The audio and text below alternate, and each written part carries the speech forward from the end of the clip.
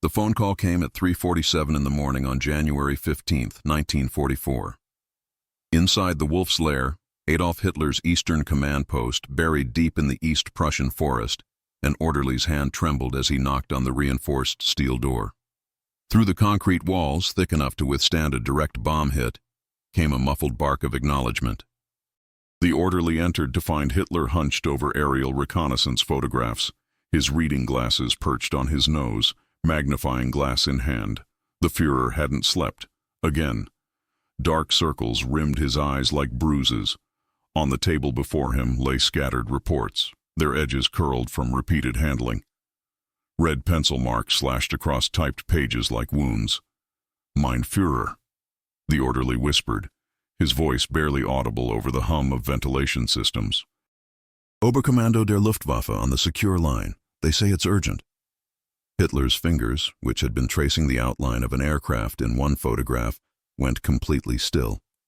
He lifted his head slowly, and something in his expression made the orderly take an involuntary step backward. It wasn't anger, not yet. It was something colder, something that looked almost like fear. He reached for the telephone receiver, its black bakelite surface reflecting the harsh overhead lights. The call came from Göring's headquarters, but it wasn't the Reichsmarschall himself on the line. It was Oberst Friedrich Lang, commander of Jagdgeschwader 27, one of the Luftwaffe's most decorated fighter wings.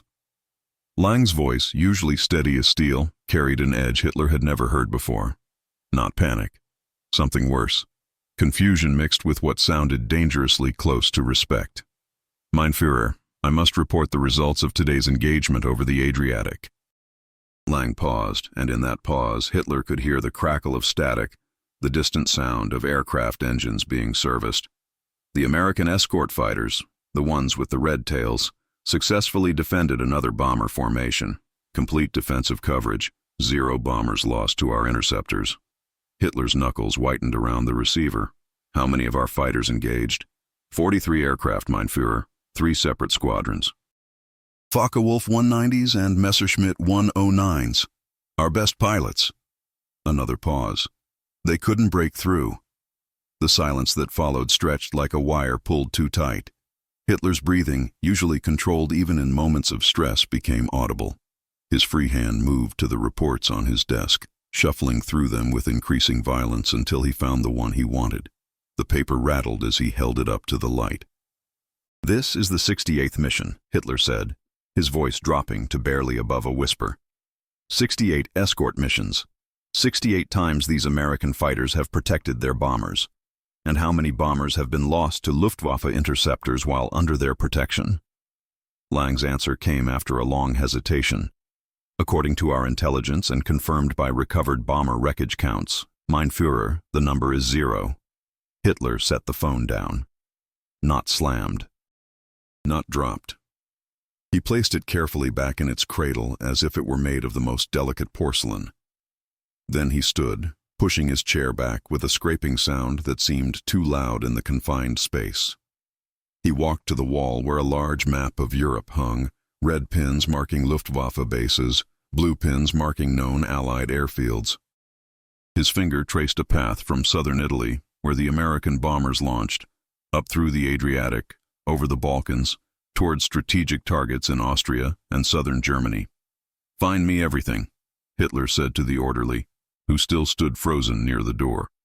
"Every report, every intelligence file, every reconnaissance photograph, every radio intercept, everything we have on these pilots." The orderly nodded and fled. Hitler remained standing at the map, his reflection visible in the glass covering.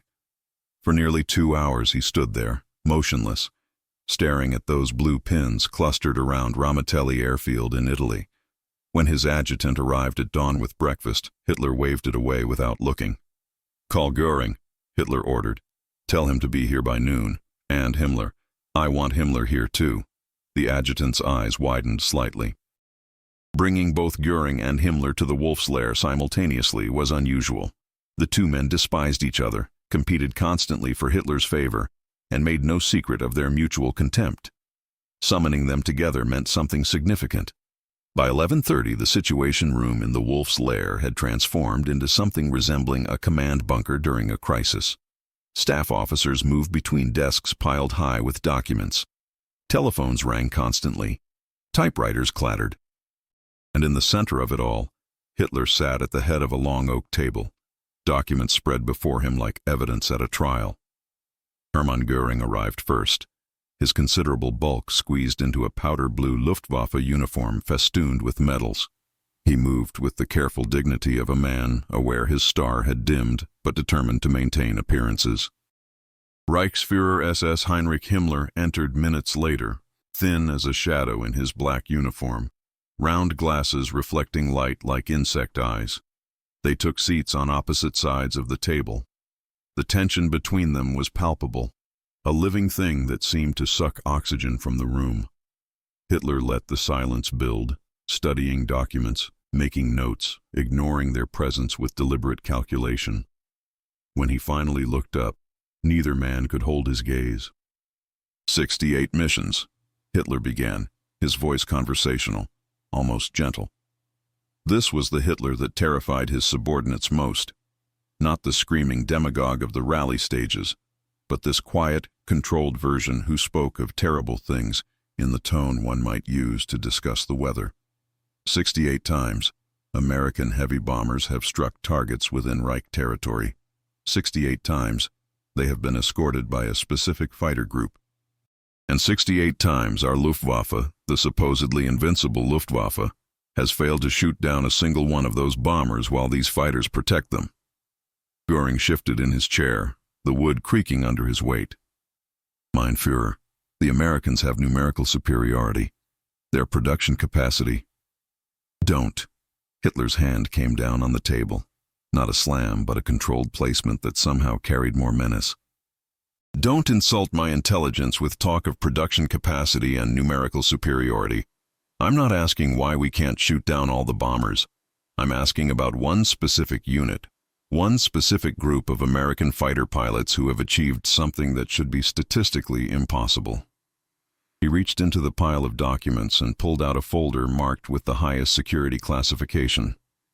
When he opened it, photographs spilled across the table. Aerial reconnaissance shots, grainy but clear enough. P-51 Mustang fighters with distinctive red tails.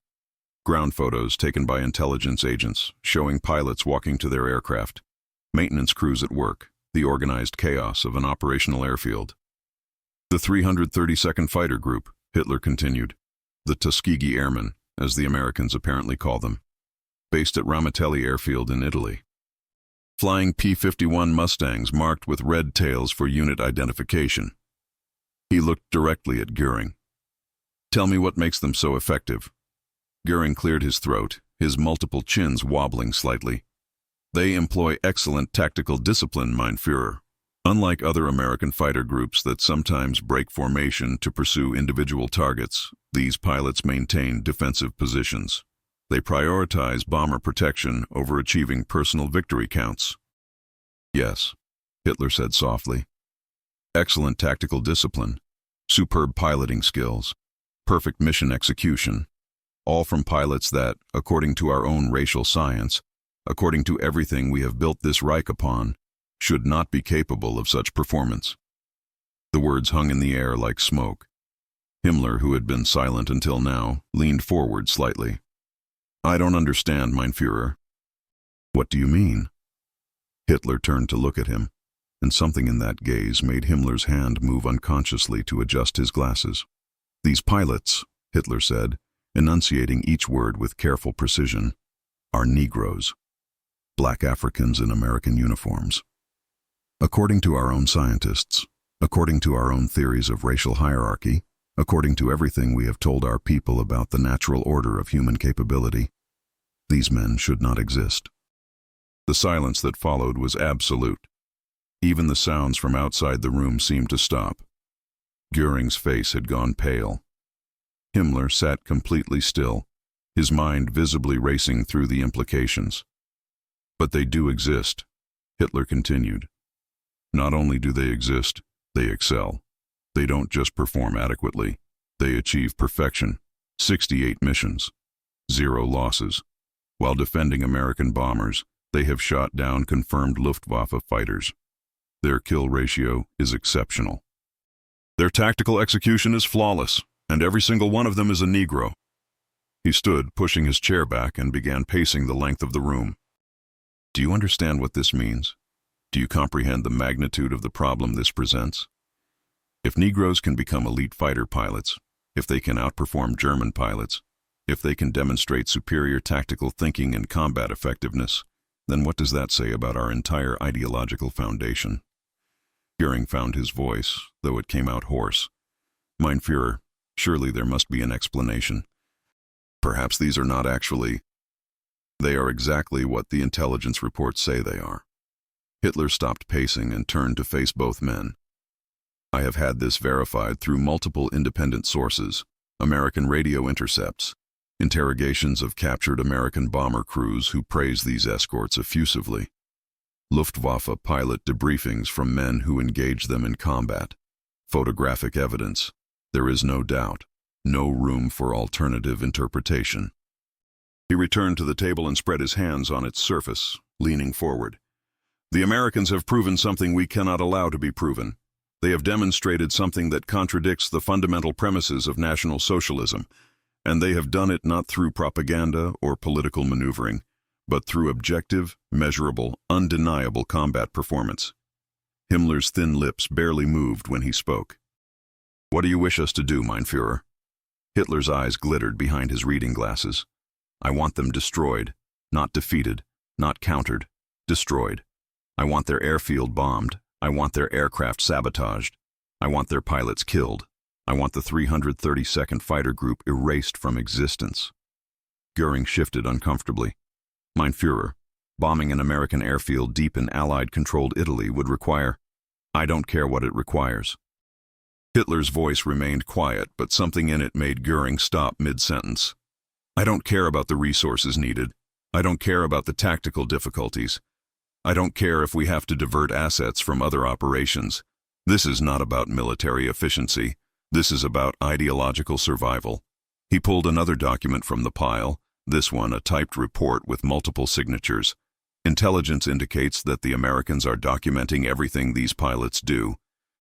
They're taking photographs, recording statistics, collecting testimonies. They're building a case study. After the war, assuming they win, these records will be used to argue for Negro equality. Do you see? This isn't just about air combat. This is about the post-war ideological battlefield. Himmler nodded slowly, his mind already working through possibilities. The SS has resources in Italy, assets behind Allied lines.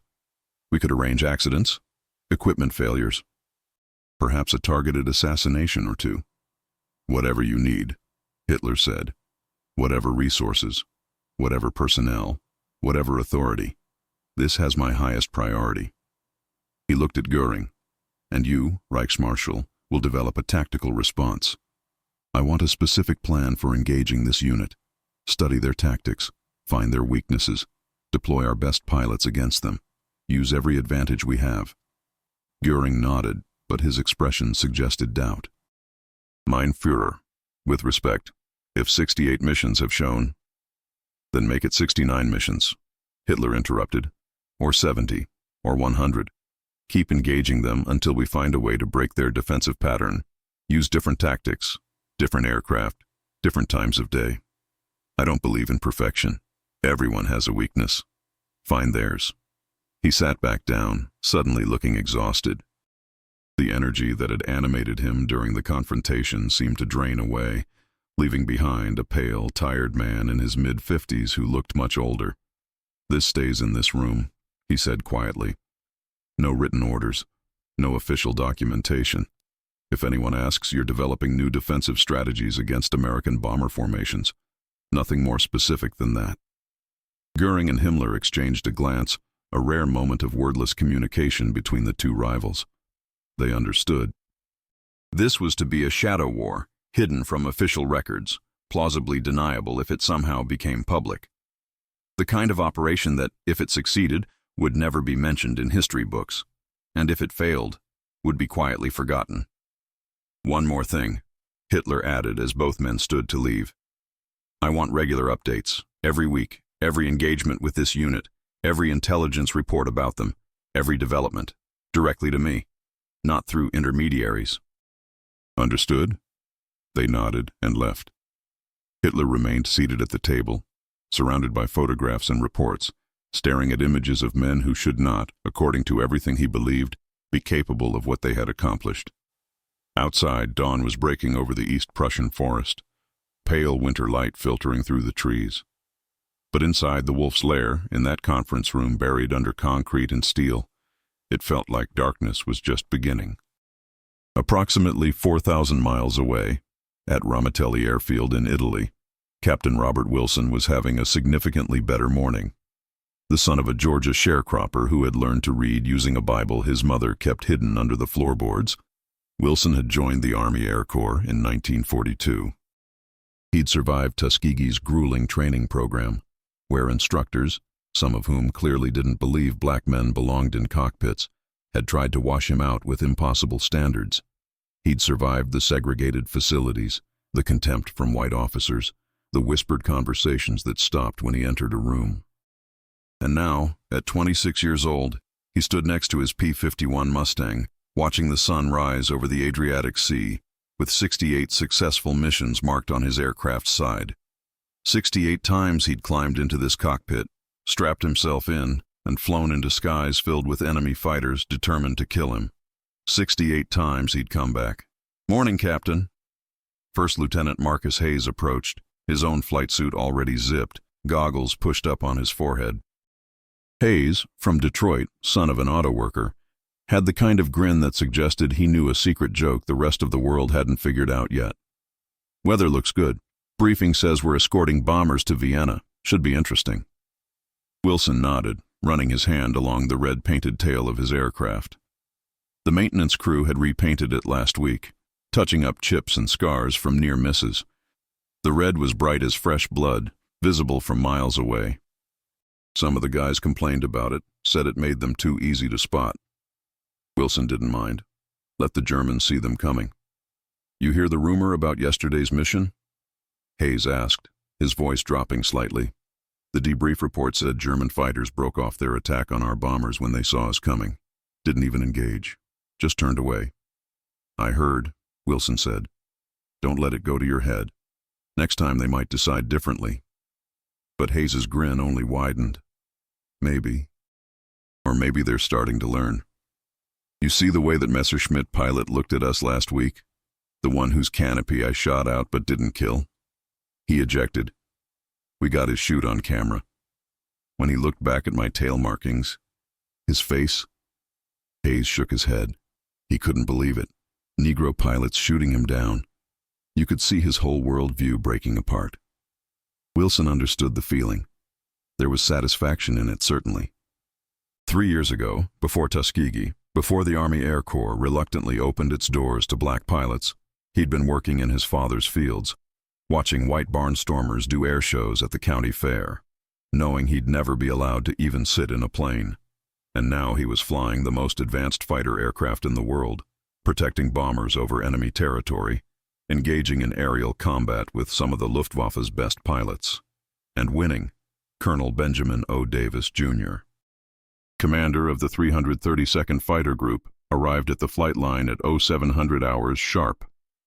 West Point graduate, son of the Army's first black general, Davis carried himself with the rigid dignity of a man who knew the entire world was watching him, waiting for him to fail. He moved between the aircraft, checking with pilots, conferring with maintenance chiefs, reviewing the mission plan one final time. "Gentlemen," he called out, gathering the pilots around him. 24 men in flight suits, goggles hanging around their necks, expressions ranging from nervous excitement to grim determination. Mission briefing was clear, but I'll repeat the essential points. We're escorting the 97th Bomb Group to Vienna. Target is an aircraft factory. Heavy flak expected. Luftwaffe interception probable. Weather forecast shows clear skies over the target, which means excellent visibility for both bombing and for enemy fighters. He paused, looking at each face. "You know the drill. Stick close to the bombers. Don't break formation to chase individual targets. If a German fighter goes after a bomber, you stop him. If he breaks off, you let him go. Our job isn't to rack up kills. Our job is to bring those bombers home safe." Wilson listened, though he'd heard variations of this speech 68 times before. What struck him, what always struck him, was the weight Davis carried. Every mission wasn't just about military objectives. It was about proving something. Every bomb that fell on target, every bomber that made it home safely, every German fighter they shot down or drove off, was evidence in a larger argument.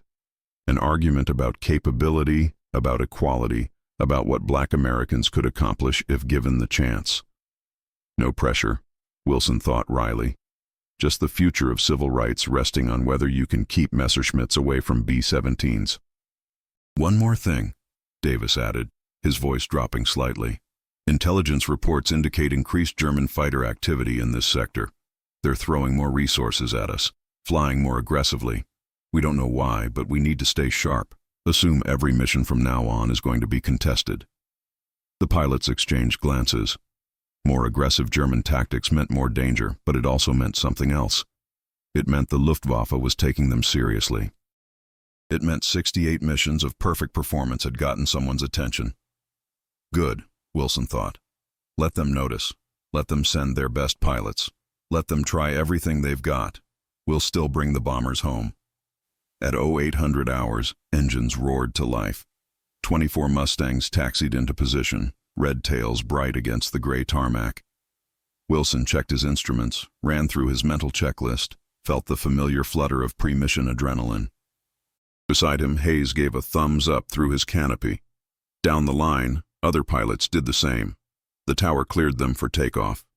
Wilson pushed his throttle forward, felt the Mustang surge beneath him, wheels lifting off Italian soil, climbing into pale morning sky. Below, the Adriatic spread out like hammered pewter. Ahead, somewhere over the mountains, B-17 bombers were assembling into formation, waiting for their escorts to arrive. And far to the north, in a bunker buried in the East Prussian forest, Adolf Hitler sat surrounded by intelligence reports, staring at photographs of men who were, in that moment, making a mockery of everything he believed. The bombers rendezvoused with the fighters at 11,000 feet, just south of the Austrian border. Wilson watched them form up. Those big, beautiful B-17s in their tight formations, 72 aircraft carrying enough explosive power to level a city block. They looked invincible up there, moving through the sky with ponderous grace. But Wilson knew better. He'd seen what German fighters could do to unescorted bombers. He'd studied the mission reports from before the 332nd arrived, the horrific casualty rates, entire squadrons wiped out in minutes. "Not today," he promised silently. "Not on our watch." The formation droned northward. Wilson flew position on the lead bomber's right wing, close enough to see the waist gunner waving at him through the side window. He waved back. Those bomber crews loved the red tails, and the feeling was mutual. They trusted each other absolutely, a bond forged through mission after mission of mutual dependence. "Red leader, this is Red 3. Hayes's voice crackled over the radio. "Bogies at 2 o'clock high. Count 16 bandits. Look like 109s. Wilson's eyes tracked upward and right. There they were, tiny specks at first, growing rapidly larger. Messerschmitt Bf-109s, probably from one of the Luftwaffe's elite fighter wings based in Austria. They were diving out of the sun, classic tactics, trying to use altitude and speed to their advantage. "Red flight, this is Red leader." Wilson's voice stayed calm, professional, giving no hint of the adrenaline spike coursing through his system. "Maintain defensive positions. Let them come to us. Do not, repeat, do not break formation to chase them." The German fighters came on fast, their attack plan obvious. They'd try to scatter the escorts, pull the Mustangs away from the bombers, create gaps in the defensive coverage. It was a good plan. It might have worked against other fighter groups. It didn't work against the Red Tails. Wilson watched the lead 109 commit to its attack run, targeting the number 2 bomber in the lead element. He adjusted his position slightly, putting himself between the German and his target. The Messerschmitt pilot saw him, hesitated for just a fraction of a second, then opened fire anyway. Tracers stitched past Wilson's canopy, close enough that he could hear them over the roar of his engine. He didn't flinch, didn't break, didn't chase. He simply held position, returned fire in controlled bursts, and watched the German pilot make his choice. Keep pressing the attack on the bomber and accept getting shot down, or break off and try again. The Messerschmitt rolled hard left and dove away. Wilson let him go. All around the bomber formation, the same drama played out. German fighters diving in, red-tail Mustangs positioning themselves as shields, brief, violent exchanges of gunfire, Germans breaking off. 3 times the Luftwaffe tried to penetrate the defensive screen. 3 times they failed. On the 4th attempt, one German pilot, either braver or more desperate than the others, held his attack run too long. Wilson watched Hayes angle in from above, closing the distance with surgical precision. The Messerschmitt's left wing exploded in a shower of metal fragments. The German aircraft went into a spin, falling away toward the mountains below. Wilson caught a glimpse of the pilot ejecting, his white parachute blossoming against the green landscape. "Splash 1 bandit," Hayes reported, his voice tight with controlled excitement. "Returning to position." And that was it. The German fighters withdrew, circling at a distance but not attempting another attack. Wilson understood their calculus. They'd tried their standard tactics and run into an immovable defense. Continuing to attack would just mean more losses for no gain. Better to wait, look for a better opportunity, live to fight another day. The bombers reached Vienna at 12:30. Flak burst around them in black puffballs, deadly shrapnel filling the sky. The formation held steady, bomb bay doors opening, bombardiers making their final adjustments. Then the bombs fell, tumbling away toward the aircraft factory below. Secondary explosions bloomed orange against gray industrial buildings. Mission accomplished. On the flight back, Wilson allowed himself a moment of satisfaction. 69 missions now, 69 perfect defensive operations. They'd proven it again today, proven it so completely that the German fighters had given up and left. How many more times would they have to prove it? How many more missions before people stopped doubting, stopped questioning, stopped assuming failure was inevitable? They landed at Ramitelli at 1500 hours, taxiing past ground crews who cheered and whistled. Wilson climbed out of his cockpit, legs stiff from hours of sitting, and stood on the wing looking at his aircraft. The red tail gleamed in the afternoon sun. No new damage, no bullet holes to patch. Another clean mission. "Captain Wilson!" A runner from headquarters jogged up, slightly out of breath. "Colonel Davis wants to see you, and Lieutenant Hayes. Right away." Wilson and Hayes exchanged glances and headed for the command building. They found Davis in his office, studying a decoded intelligence report, his expression unreadable. "Sir?" Wilson said. Davis looked up. "Close the door." "This is classified." He waited until they were seated, then slid the report across his desk.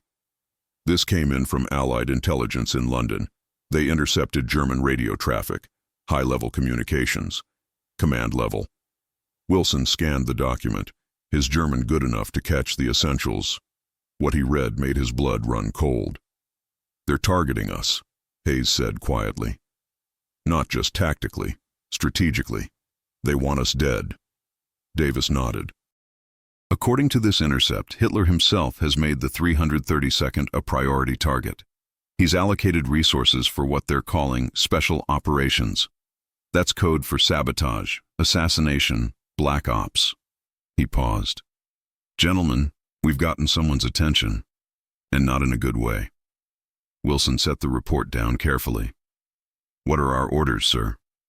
"Officially, continue operations as normal. Maintain our mission effectiveness. Don't let this change how we fly." Davis's jaw tightened. "Unofficially, watch your backs. Check your aircraft personally before every flight. Don't go anywhere alone. Don't accept food or drink from anyone you don't know. Don't trust anyone outside this unit." Hayes let out a slow breath. "They're that worried about us?"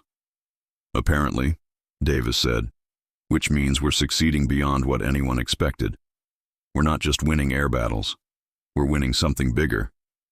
We're proving something they can't afford to have proven." He looked at both of them. "That makes us dangerous. Not just to their Air Force, to their entire ideology." Wilson nodded slowly, understanding dawning. So what do? Davis's expression hardened into something that might have been a smile if it had contained any warmth. We keep flying. We keep winning. We keep proving them wrong until the war ends or they give up. Whatever they throw at us, we handle it. Because that's what we do. They left the office as the sun was setting over the Adriatic, painting the sky in shades of orange and red. Wilson walked to the mess hall, his mind churning through implications.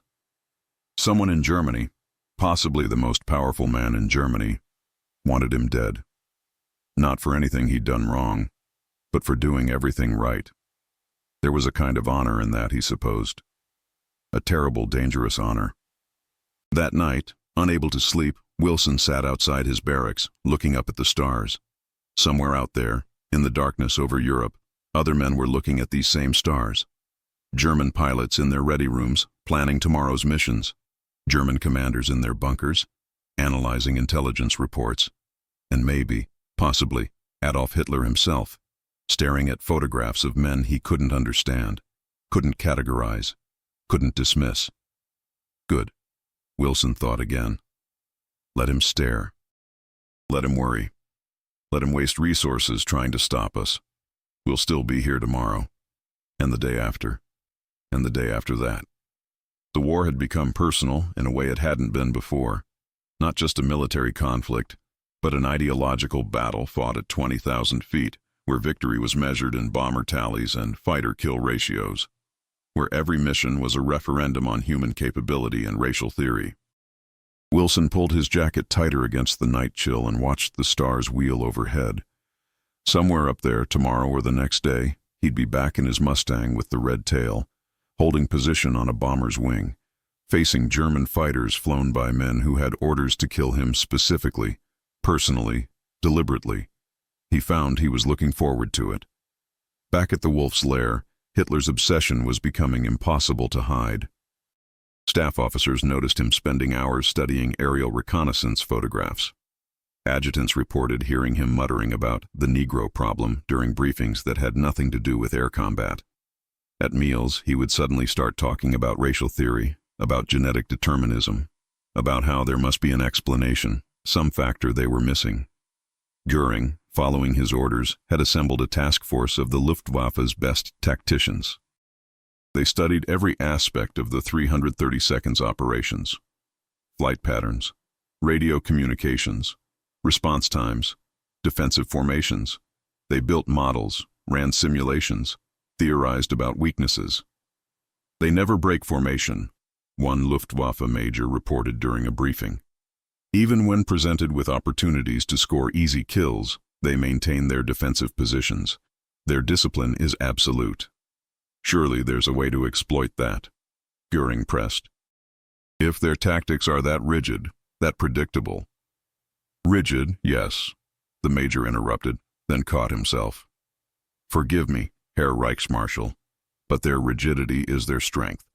By never deviating from their assigned positions, they provide overlapping fields of fire that make it almost impossible to attack the bombers without exposing yourself to multiple defenders simultaneously. Another officer spoke up. We've analyzed their kill ratios. When they do shoot down our fighters, it's always during defensive maneuvers. They don't hunt. They defend. But their defensive shooting is extraordinarily accurate. Göring listened to report after report, each one painting the same picture. The 332nd Fighter Group was good, not lucky, not temporarily effective.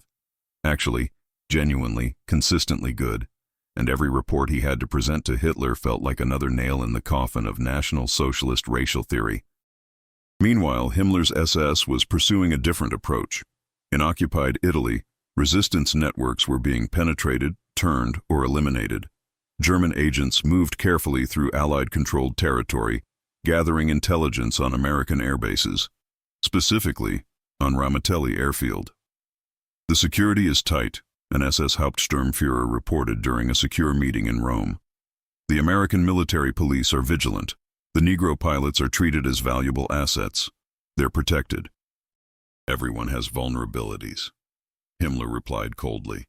Supply chains, support staff, equipment, find them. The Hauptsturmführer nodded. We're exploring several options. One of their mechanics, an Italian local hired for maintenance work, has family in German-controlled territory. We're applying pressure. If he cooperates, he could sabotage aircraft, make it look like mechanical failure. Do it, Himmler ordered. But carefully. We can't afford to have this traced back to us. If the Americans discover we're specifically targeting this unit, it will create exactly the kind of attention we're trying to avoid. He didn't mention Hitler's explicit order, didn't acknowledge the Führer's growing obsession. That was between him and his master. For now, he focused on the practical problem of how to kill men who seemed remarkably difficult to kill. At Ramatelli, the increased security was palpable. Military police patrols doubled. Aircraft were kept under guard overnight. Pilots were briefed on operational security, warned about potential sabotage, instructed to be vigilant. The atmosphere, previously confident and professional, took on an edge of tension. Lieutenant Samuel Harris noticed it first. A 23-year-old from Chicago, Harris flew as Red 7 in the third flight. His father had been a Pullman porter, his mother a schoolteacher, and he'd grown up with the kind of quiet determination common among black families in the 30s, the knowledge that you had to be twice as good to get half as far. He was inspecting his aircraft before a morning mission when he noticed something off. A panel on the underside of the wing that should have been flush was slightly raised. Barely noticeable. Maybe nothing. But Harris had learned not to ignore maybe nothing. "Chief," he called to the maintenance supervisor, a grizzled master sergeant named Johnson who'd been working on aircraft since before Harris was born. "Take a look at this." Johnson came over, squinting at the panel. His expression changed. Without a word, he grabbed a flashlight and crawled under the wing. What he found made him go very still. When he emerged, his face was grim. "Don't touch anything," Johnson ordered. "Get Colonel Davis, now." 30 minutes later, explosive ordnance specialists were carefully removing a small but sophisticated bomb from Harris's aircraft. It had been hidden in the fuel tank access panel, designed to detonate either on impact or when the fuel level dropped below a certain point. Either way, it would have looked like an accident. Battle damage, mechanical failure, tragic loss. But it wasn't an accident. Davis called an immediate security lockdown. Every aircraft was inspected. Every piece of equipment checked. Every member of the ground crew interviewed. The investigation was thorough, professional, and resulted in one arrest. The Italian mechanic, the one whose family lived in German territory, who'd been quietly pressured and threatened until he'd agreed to plant the bomb. He broke during interrogation, confessing everything. The SS contacts, the threats against his family, the specific targeting of the 332nd. By the time intelligence officers finished with him, they had a detailed picture of a systematic attempt to sabotage American operations, with the Red Tails as the primary target. Harris stood in Davis's office, listening to the debrief, feeling cold despite the Italian summer heat. "They tried to kill me specifically," he said quietly. "Not just any pilot, me, my aircraft. They're trying to kill all of us," Davis corrected. "You just happened to be the one they got closest to." He paused, looking at Harris with something approaching paternal concern. "How are you handling this?" Harris thought about it. "I'm angry, sir. But also, I don't know, almost proud. They're so scared of what we represent that they're willing to commit war crimes to stop us. That means we matter. That means we're winning something bigger than just air battles." Davis nodded slowly. "That's one way to look at it. The other way is that we now know they'll do anything to eliminate us. Sabotage. Assassination, whatever it takes. So we need to be smarter, more careful, more vigilant than we've ever been." He was right. The attempted bombing changed everything. Security protocols became even stricter. Pilots began sleeping in shifts near their aircraft. Ground crews worked in pairs, never alone. Every delivery, every supply shipment, every piece of equipment was inspected multiple times. The 332nd became a fortress within a fortress. And they kept flying. Mission 70 came 3 days later, escorting bombers to Munich. The Luftwaffe threw 47 fighters at them, including several from elite units that had been pulled from other sectors. The Germans tried new tactics, attempted coordinated attacks from multiple directions simultaneously, pushed harder and more aggressively than they had in previous engagements. The Red Tails held. Not a single bomber was lost. Mission 71, 72, 73. Each one a testament to training, discipline, and excellence. Each one another data point in an argument that was becoming impossible to refute. The bomber crews they protected began painting their own tributes, adding red tails to their nose art, writing thank you messages on bomb casings. But while the red tails were succeeding in the air, a darker campaign was intensifying on the ground. 3 weeks after the bombing attempt, Lieutenant Marcus Hayes was found dead in his quarters. Official cause of death, food poisoning. But the autopsy revealed traces of a compound that looked suspiciously like a poison used by German intelligence services. Hayes's death hit the unit like a bomb. He'd been one of their best pilots, one of their brightest personalities. The man who always had a joke, always had that grin that said he knew something the world hadn't figured out yet. Now he was gone, murdered in his sleep by an enemy that couldn't beat him in the air. Wilson took it hardest. He and Hayes had gone through training together, had flown together since the unit's formation. He stood at Hayes's memorial service, listening to Colonel Davis talk about sacrifice and duty, and felt something inside him harden into steel. That night, he wrote a letter home to his parents in Georgia. "They're trying to kill us," he wrote. "Not because we're bad at what we do, but because we're too good. They can't accept that we exist, that we excel, that we prove their entire worldview is built on lies. So they're trying to erase us. But here's what they don't understand. Every time they try to stop us and fail, they prove our point even more. Every mission we fly, every bomber we bring home, every German fighter we shoot down, is evidence that their theory of racial superiority is fiction. We're not just fighting a war, we're fighting for truth itself. And truth, once proven, can't be killed with bombs or poison. It just keeps flying." He never sent the letter. Years later, his family would find it among his effects, carefully folded, a window into what those months meant to him.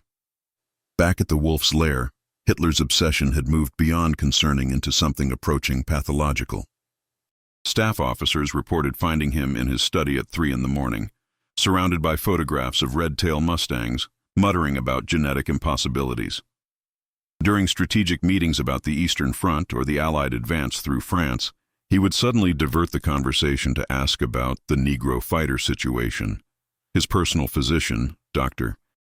Theodore Morel, began prescribing increasingly powerful stimulants and sedatives, trying to manage what he privately described as nervous exhaustion complicated by ideological crisis. Hitler's hands developed a tremor. His sleep patterns, never good, became almost non-existent. He aged visibly, the stress carving new lines into his face. "Mein Führer," Göring ventured during one meeting, "perhaps we should redirect our focus. The Eastern Front requires—" "I don't care about the Eastern Front." Hitler's voice cracked like a whip. The room went silent. Nobody spoke to the Reichsmarschall like that. Nobody interrupted operational discussions with outbursts. But Hitler seemed beyond caring about protocol. "The Eastern Front is a military problem. This is an existential crisis. If Negroes can become elite pilots, if they can demonstrate cognitive abilities we've claimed are genetically impossible, then what does that say about everything else? What about our policies regarding Jews, Slavs, all the others we've categorized as inferior? If we're wrong about one group, maybe we're wrong about all of them." The words hung in the air like poison gas. Several officers looked at the floor. Others exchanged worried glances. This was dangerous talk, the kind of thing that could unravel everything if spoken in the wrong company. Himmler, ever the pragmatist, tried to redirect. "Mein Führer, even if these particular individuals demonstrate unexpected abilities, that doesn't necessarily invalidate our broader theories. There are always statistical outliers, exceptions that—" "Exceptions?" Hitler turned on him, eyes wild. 68 missions, now 73, 75, 80. How many exceptions does it take before they become the rule? How many times do we have to be proven wrong before we admit the theory is flawed? He grabbed a document from his desk, waving it like a weapon. This is a Luftwaffe analysis of their tactics. Do you know what it concludes? That their success is not due to superior aircraft or numerical advantage. It's due to superior training, superior discipline, and superior tactical execution. Those are human qualities. Cognitive abilities. Exactly the things we've claimed they lack. The meeting dissolved into uncomfortable silence. After a few minutes, Hitler waved them all away with a gesture of disgust. They filed out quietly, exchanging meaningful looks but saying nothing. What was there to say? Their Führer was having a breakdown, precipitated by the combat effectiveness of black American pilots. The absurdity was so complete it almost transcended tragedy. In the days that followed, Hitler's orders regarding the 332nd became increasingly irrational. He demanded they divert bomber groups from strategic targets to strike Ramatelli airfield, even though intelligence indicated the Americans would simply disperse their fighters to other bases. He wanted poison gas attacks, despite the risk of Allied retaliation and the fact that it would obviously be traced back to German forces. He suggested kamikaze-style attacks, German pilots deliberately ramming the red tail fighters, sacrificing themselves to eliminate the threat.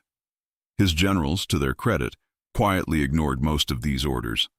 They were fighting a war that was increasingly obvious they were losing. The Western Allies were pushing through France. The Soviets were advancing in the East. Resources were stretched beyond breaking.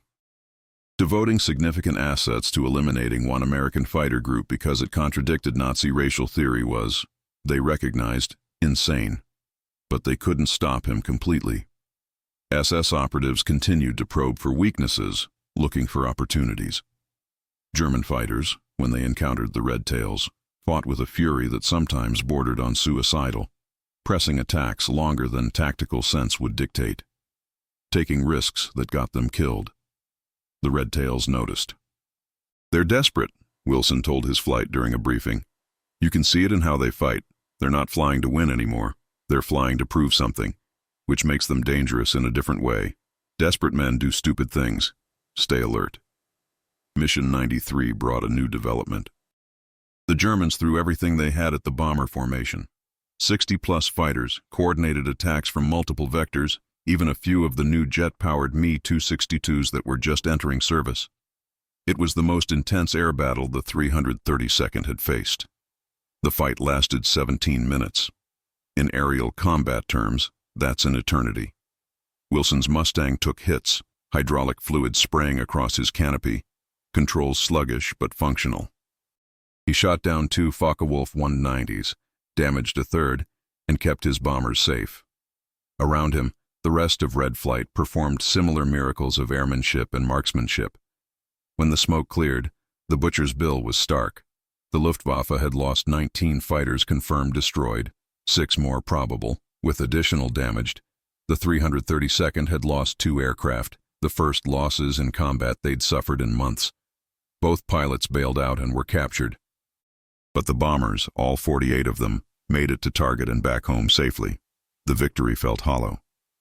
Wilson attended the memorial service for his 2 lost pilots, standing at attention while Colonel Davis spoke about courage and sacrifice.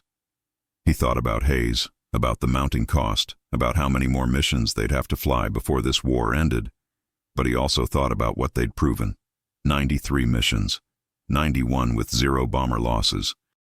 2 missions with 0 bomber losses but own casualties, against everything the German military could throw at them, against sabotage, against assassination, against the focused hatred of one of history's most evil regimes. They'd proven it, completely, undeniably. The question was no longer whether black men could be elite fighter pilots. The answer was a resounding yes, written in combat records and mission reports that couldn't be argued with. By April of 1945, the war was clearly ending. Allied forces had crossed the Rhine. The Soviets were fighting in the suburbs of Berlin. The Third Reich was collapsing like a house of cards, and in his bunker beneath the Reich Chancellery, Adolf Hitler was, according to those who saw him in those final days, completely obsessed with the Tuskegee Airmen. Albert Speer, Hitler's architect and armaments minister, would later write in his memoirs about visiting the bunker during those last weeks. The Führer was beyond reason. While Berlin burned above us, while our armies disintegrated, he spent hours studying reconnaissance photographs of American fighter aircraft with red tails. He muttered about betrayal, but not military betrayal. He spoke of being betrayed by reality itself, as if the universe had conspired against his theories. Martin Bormann's diary, recovered from the bunker ruins, contained multiple entries about Hitler's fixation. April 15th. The Führer spoke again today about the Negro fighter problem. He believes they represent a fundamental challenge to our understanding of racial hierarchies. When General Krebs tried to redirect the conversation to our defensive situation, the Führer became agitated, insisting this was the more important issue. On April 20th, Hitler's 56th and final birthday, he spent the morning reading intelligence reports about American air operations in Italy. According to witnesses, he read one report 3 times, then set it down and stared at the wall for nearly an hour without speaking. The report detailed the 332nd's mission record, over 200 combat missions, 111 German aircraft destroyed, bomber escort missions with the lowest loss rate of any fighter group in the 15th Air Force. The statistics were irrefutable. The success was undeniable. And for a man who had built his entire worldview on the premise of racial hierarchy, they were devastating. 10 days later, Adolf Hitler shot himself in his bunker study. He left no suicide note, no final testament explaining his decision. But those who knew about his obsession wondered if, perhaps the collapse of Nazi Germany was not the only thing that had broken him. Perhaps somewhere in that twisted mind, the cognitive dissonance had become unbearable. The gap between theory and reality had grown too wide to bridge. The pilots of the 332nd Fighter Group learned about Hitler's death while preparing for another mission. They received the news with the same professional calm they brought to everything else. There was no celebration, no triumphalism, just a quiet acknowledgement that one more obstacle had been removed. "Think he ever figured it out?" one pilot asked. "Figured what out?" Wilson replied. "That he was wrong, about us, about everything." Wilson shrugged. "Doesn't matter if he figured it out or not. We proved it anyway. That's what matters." They flew that mission, escorted their bombers, brought them home safe. Mission 205. By the time the war in Europe ended on May 8, 1945, they would fly 66 more. Each one a testament. Each one another piece of evidence in an argument that history had decisively settled. The 332nd Fighter Group returned to the United States as heroes, though America was slow to recognize it. They came home to a country that was still segregated, where in many states they couldn't vote, couldn't eat in certain restaurants, couldn't stay in certain hotels. They'd fought for freedom abroad and returned to discrimination at home. But they'd proven something that couldn't be unproven. They'd demonstrated capabilities that racial theory said they shouldn't possess. They'd excelled in one of the most demanding roles in modern warfare, under conditions that would have broken lesser units, against enemies who wanted not just to defeat them, but to erase evidence of their existence. And they'd won. The records they set, the statistics they compiled, the testimonies from the bomber crews they protected, all of it became ammunition in the civil rights battles that followed. When President Truman integrated the military in 1948, the Tuskegee Airmen were Exhibit A in the argument for why segregation was both morally wrong and tactically stupid. Robert Wilson stayed in the Air Force after the war, eventually retiring as a colonel in 1967. He never spoke much about the war years, about the missions or the battles, or the constant awareness that they were fighting 2 wars simultaneously, one against the Nazis, one against prejudice. But in his later years, he would occasionally tell the story about Hitler's obsession, about how the most powerful man in Nazi Germany had devoted resources and attention to eliminating one group of fighter pilots. He understood something important, Wilson would say. He understood that we were more dangerous to his ideology than any number of tanks or bombs, because we proved his central premise was false. Everything else he built was based on that premise. So, in a way, every mission we flew was an attack on the foundation of Nazi theory. Every bomber we brought home safe was evidence against racial determinism. He was right to be obsessed. We were destroying his worldview one mission at a time. The Italian mechanic who'd planted the bomb in Harris's aircraft survived the war. He spent 2 years in Allied custody, then returned to his village. He never spoke publicly about what had happened, about the pressure the SS had put on him, about the choice he'd been forced to make. But late in his life, he wrote a letter to the Tuskegee Airmen Association. "I am not asking for forgiveness," he wrote in Italian. "What I did was cowardice, and I have lived with that knowledge every day since. But I want you to know that after the war, after I understood who you were and what you represented, I felt something I had not felt in years. Hope. Hope that human beings could be better than the worst things done to them. You were proof of that. I tried to kill that proof, and I have regretted it every moment since. I am sorry, and I am grateful that I failed." Samuel Harris, whose aircraft had been sabotaged, never knew about the letter. He died in 1943, 2 days before his 24th birthday, poisoned in his sleep by operatives who couldn't beat him in combat.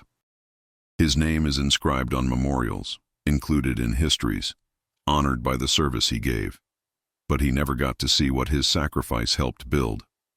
Marcus Hayes, who flew with that grin that suggested he knew a secret, who'd once watched a German pilot's face contort in disbelief as a black American shot him down, never got to see the civil rights movement his service helped enable.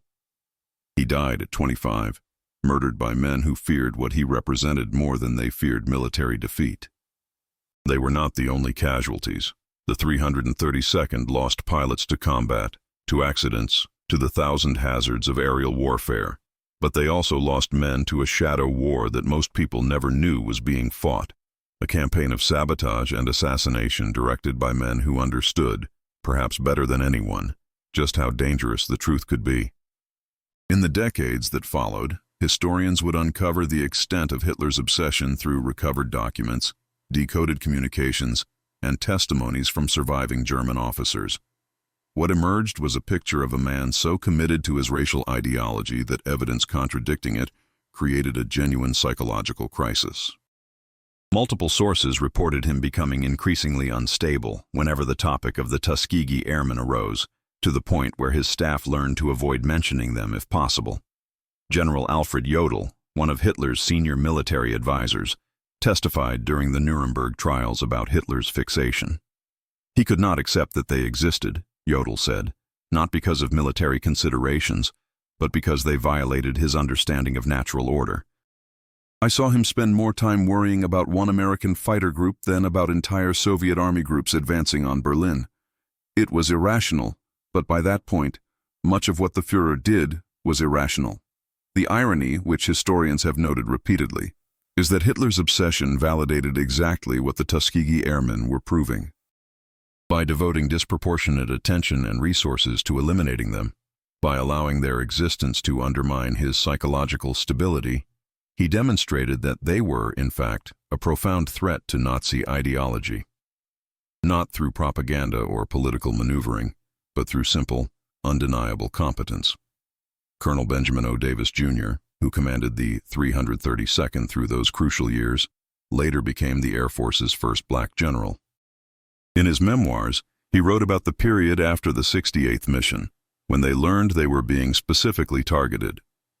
"We understood then that we were fighting for something larger than military objectives," he wrote. "Every mission became a statement. Every successful defense was a refutation of lies that had been told about our capabilities. We knew people were watching on both sides. Our bomber crews, who trusted us with their lives. German pilots, who couldn't understand how we could be so effective. And somewhere, people making decisions about our future back home. We flew with that weight on our shoulders, and we never let it make us falter." The legacy of what happened after that 68th mission extends far beyond military history.